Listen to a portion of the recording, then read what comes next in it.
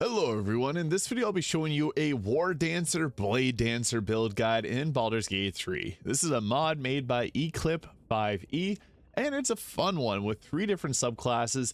The Blade Dancer is going to be focused on multi-hit attacks, and it gets an extra action to fuel its really crazy abilities in combat, which I'll break down, as well as some gear options to go with. So the War Dancer, it gets the Peacock Strut, which does weapon damage and ensnares the target. We also get the cantrips, Thorn Whip, as well as Friends, and class features Ever Evasive, which gives us a +3 armor class, and then also the Second Wind, which you can replenish your movement speed after using a spell, which is pretty cool for mobility's sake. We're going to go over with this for ability scores. It's all about dexterity. We're going to be moving around quickly. You can also use charisma for your spell casting. And I went with dumping strength, although you can take some of the points out of charisma and put those into there, but it's nice for the face stats as well as some of the spell casting that we do. And 14 constitution, 10 intelligence, 10 wisdom. And for skill proficiencies, I'd like to see persuasion and survival, but it's really up to you. You can also go with something like athletics, but acrobatics kind of overwhelms that. So yeah, I'll be going through the full build as well as covering gear options all the way through Act. So Act 1, Fowler Aloof, pretty good weapon there. But getting into level 2 here, we get ourselves the Reverse Cascade, which you can cast the next spell without using a spell slot for free. And Guidance, as well as Dancing Lights and Night Ode. This can grant an ally 1d8 temporary health, and it uses one of our Flow, which is our class resource. We also get Blades as a class resource once we hit level 3 here, because we can take the Blade Dancer, which gives a subclass feature Blade Dance. Once per turn, this unit can gain blades by attacking or casting. We also get Blade Surge, which does piercing damage, and Blade Fury, which does attacks in a large radius around us. And this will also scale up as we level up. So at level 2 or 4 here, we get ourselves Substep, which is basically Misty Step, and Charming Guise, which can charm an enemy to prevent it from attacking you. We also get Defiant Dance, gain 1d8 temporary health, and 3 armor class. That's obviously very nice. And we get to choose a feat here. So you can go with the dual wielder. That would make sense for dual wielding attacks. You can also go with ability score improvement to take up your dexterity. We're going to go with the dual wielder here and go get that nice +1 armor class as well. But in addition to this, we're also going to be going with, I guess at level 5, we get our own tempo, so you're immune to difficult terrain, and we get plant growth to create difficult terrain. Be mindful if there's fire spells, it'll burn this up real quick. We'll also get a throwing knife, which we can throw at an enemy, dealing piercing damage. Doesn't use an action, uses up the blade charges. And we also get the hidden stash, which can set our blades to 2 using a flow point for further spell casting. So that could be pretty fun. At level 3 or 6 here, we get our Bewildering Grace, which can hold enemies still. They can't move, act, or react. This is basically hold person with a different icon. And we get the Flawless Duet, which summons a blade ally. This is basically the spiritual weapon, but way better. Its attacks can do upwards of 6 to 20, so the damage you see there, that's the damage it'll do with its main attack. It's a great sword that attacks, and for every 2 levels higher, you get additional health points and force damage on it. And you're going to see it's actually pretty strong. At level 7, we get ourselves the Blade Tempest, which is basically Cloud of Daggers, and Crusader's Mantle. Both of these require concentration, just something to be mindful of, using blades for their charges. At level 8, we get ourselves the Moon Moat, as well as the Voracious Blade, doing piercing damage. If this kills a target, you gain 1 blade and you can cast this ability for free again. So basically, you want to set up so you keep attacking with that, taking out enemies, and we'll take our dexterity up to 18. We'll also go level 19 here, getting Death Ward, woohoo, as it's really nice to have. And Blade Storm, doing piercing damage to all enemies within a 9-meter radius around you, which makes some actually good choices for weapons, which I'll show. The Ends of the Generations, level 10, get 1 extra action, and we get ourselves another feat. This is crazy. So we can go with a dexterity improvement. That extra action is really nice. At level 11, we get ourselves just more health. And for level 12, we can, I guess you could have went with the Fighter for the final 2 levels. But we can also go with the War Cleric, so we can go with that as well if you want something a little bit different. Since we don't get a fighting style, since we're going with 2-weapon fighting, you got a couple options there. I guess you could go with also the Fighter if you wanted to. Should have taken 2 levels of Fighter. I meant to do that. But going with a full level here, we can take ourselves another feat, which you can take something like, if you want to maximize survivability, Tough will give us an extra 24 health, which can be really nice. And if you want to go to level 20, that goes even better. Alert for the +5 initiative and can't be surprised is also really nice to ensure that we go first, since we're a big damage dealer. Going first is massive, making sure that we deal a great amount of damage. Now we get ourselves 24 armor class, and we can also sub out. So I got the Fowler Aluve there. As for armor, I would say that the best in slot would be the ballast armor, because we're going to get in close fighting, and that will give piercing damage vulnerability. So with that, we can go with piercing damage weapons. Although Act 1 adamantine scale mail might be a decent one. I guess we don't got medium armor proficiency, just light armor proficiency. So you have to go with a light armor choice or clothing. Typically the light armor is going to be a little bit better of a gear option. Although early game you can also sub in starting with 1 point of fighter.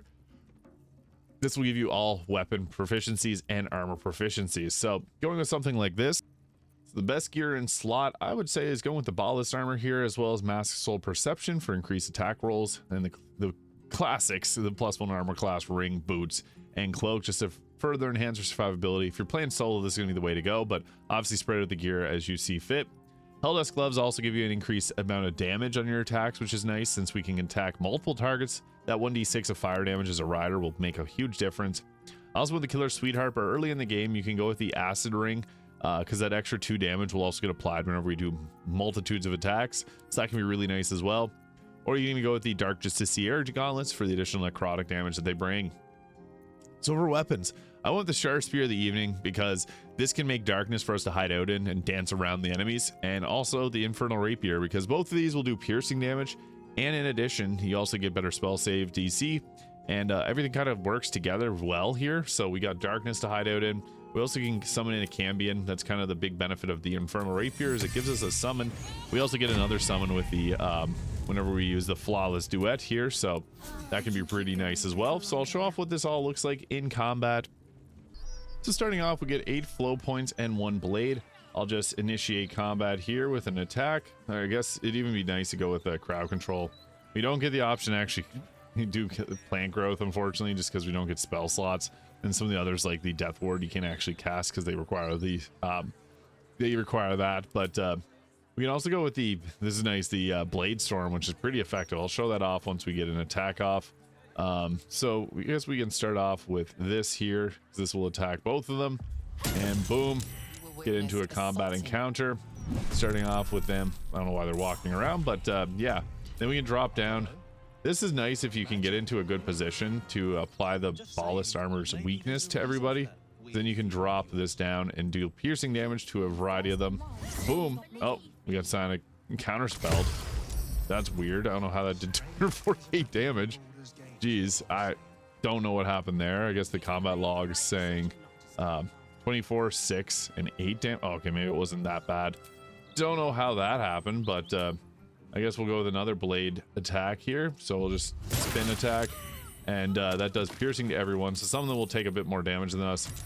Also, some attacks bring in even more guards, so that makes this fight even more challenging, but that's fine. And I guess since these don't actually use actions, that's even better, because then we can just go around and do our more damaging attacks, like the Ensnaring Strike here. Executioner took them out. Perfect. We also, if we had blade charges, we could throw our blade there as well. So I guess using Peacock Struck is probably the best attack here that we can go with. And we'll just go for our critical attack. Boom, taking them out, ensnaring them in the process. And we'll just go and attack this target here. If we had a multi-attack, it would obviously be very strong, but you can also cleanse your allies. And we have the Charming Guise here, which you can charm an enemy. And if we took the War Cleric, we'd be able to take a... with the War Cleric, you'd be able to do a bonus action attack as well. So we'll just go with a Mind Blast to take out these final 3, hopefully. Perfect, that did work. And it's summoning even more guards. I'm not sure the rhyme or reason for why that happens, but yeah, we're pretty deadly, all things considered. And then we can also grant ourselves temporary health. So boom, 3d8 temporary health, give us 14 extra health. Quite nice. Wish we could cast our plant growth here.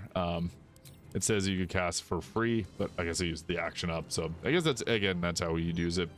I don't have darkness to hide out in. I should have done the Edge of Darkness, but we'll weather the fights. We have a pretty good armor class, and we just let everyone come after us there. That hit for 22, which is pretty bad, but yeah. Since we also have blade charges here, we can go with a Defiant Dance to increase our armor class by 3. So So that's gonna be nice just for extra survivability, putting armor class up to 29 while hasted. I also am slowed, so that would take it up to 31. But yeah, slowed removes 2 armor class, unfortunately. We can also go with the Edge of Darkness here, though. This is going to be a main survivability attack for us, and creates Cloud of Darkness, which got kind of exploded there by the fire. Having Unstable Blood does a thing like that, but since everyone all is over here, I think it's best to go into this area and then drop down the Blade Storm, because that's going to give a lot of damage. So we'll just... Oh, I did not mean to move that close to it. Crap. And we got counterspelled. Of course we did. And that just means we get to not use it this turn because we ran out of blades. Yeah, so Mind Blast in there. And I guess that they brought on a lot of extra fighters there. We also have other attacks that we didn't get a chance to use because we ran out of blades, but the throwing knives are nice for finishing single targets off. And we're luckily able to run back into our darkness here. And we can also go with, I guess, range attacks or pull people towards us. And we got the plant growth free cast, so we can drop this down for just difficult terrain, making it a little bit more challenging for everyone to move around. That's a free cast that we got, so that was solid. And then we'll drop some extra health on our summon to help keep it alive, and we'll roll with that. So when we're in darkness, they're just going to likely target them until we can pull them into our darkness there. So we'll bring them into the darkness as well, keep them hopefully safe. As I find that this makes the AI work a little wonky. Oh, they're still going to volley him though. That's fine. They're not volleying me at least. And we're still able to get our attacks off, so that's great. What was nice is we only took a couple attacks there because most of the AI wasn't hitting us. We just took damage from the ground and from the fire elemental, which will attacked us. But we can just go ahead and drop down this here because it's going to hit 3 targets. So we can go boom. Of course, another counter spell. They don't want us to have fun here, but that would normally attack all 3 of them there. Yeah, that's unfortunate. But we can also use this to set our blades up even higher, so we can use that. Give ourselves the Blade Storm again, which we'll hopefully be able to land this time. So bonk. That didn't hit very hard, but that's okay. You can't always win them all. We also got some blade attacks here. So Blade Surge and Blade Fury. We can use this to attack both of them there with our attack. And then we'll just follow it up with like the Ensnaring Strike here. That took them out perfect. And we'll hopefully be able to take them out too. Exactly. So nice. And then we can go ahead with, I guess we'll do an an offhand attack on the fire elemental. Not the most optimal attack, but we'll just chill out right here and let them try to attack us. For some reason they won't whenever we're hiding out in darkness. So that's a really big thing about that. So we want to keep them all hidden in this darkness. He's not really in... Oh, there we go. Now he's finally in the darkness properly. So yeah, this is what happens whenever you hide out in darkness like this. They just kind of move around and act dumb. Sometimes they'll come after you and still attack, but it's less likely to occur. And we have our crowd control there, so that's perfect because whenever we got the plant growth up, they're just going to be kind of stuck there because it quarters movement speed, so most people won't be moving very much. Yeah, that's pretty good. So we can also go ahead with Crusader's Mantle, which will give us an additional radiant damage on our attacks, which can be pretty nice. And then also the Flawless Duel. I haven't shown this off, but this is basically the spiritual weapon that's really strong. You can summon in that great sword, and it's got 36 health, but it hits pretty powerfully for upwards of 27 damage, which is awesome for a summon like that. And I guess we'll just go ahead with his main hand attacks there, and made a bunch of concentration saving throws there, oddly enough. We can also go with range attacks. Unfortunately, we can't get too close to the Baldur's Gate there, so all we got is these. I should have probably hit out in darkness again, but we'll just roll with that.